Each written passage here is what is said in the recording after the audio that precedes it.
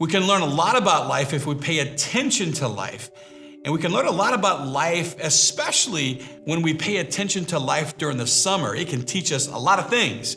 This is Father Mark Toops, and we are in week 2 of a series entitled Life Is. And in the first week, we together kind of unpacked the fact that life is messy.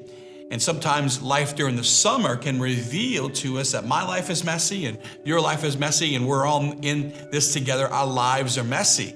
And the summer has a way of revealing where our lives are messy. And if you want to discover where our lives are messy, sometimes we need to look no further than our own families, right?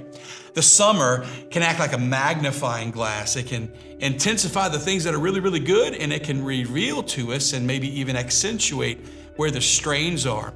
So in your marriage, the things that are really beautiful in your marriage and your relationship with your kids or about life in general, if you look during the summer, it'll feel even better during the summer.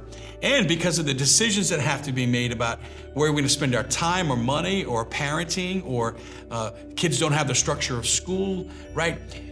Where we have strained relationships in our families, within our marriages or with our kids, that's going to feel even more strained during the summer.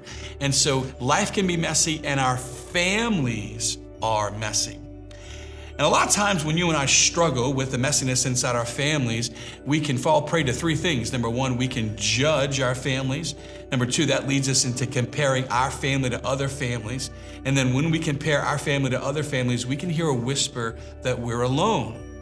And then when we feel alone, we can then fall prey to a second temptation that nothing's going to change inside our messy families. This past Sunday, we were in the 4th chapter of the Gospel of Mark, where we celebrated this really interesting parable about not only the mustard seed, but specifically on the front half of that, Jesus told us this parable about how the farmer, he plants a seed, but he doesn't really know how it grows, and he just watches it grow. And a lot of times it just kind of passes right over our head. We don't know how that connects to us. Well, here's how it connects to us.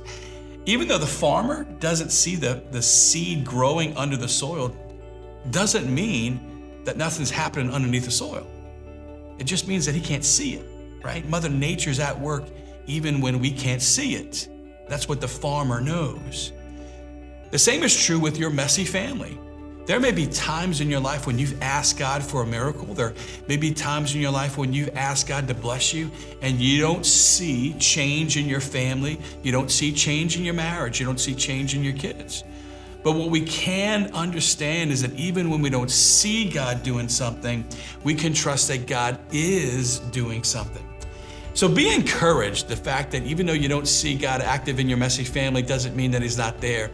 And be encouraged that all of our families are messy.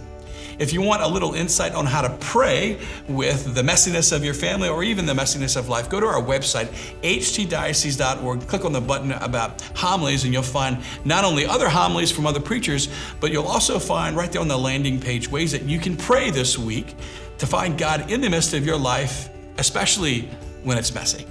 God bless you.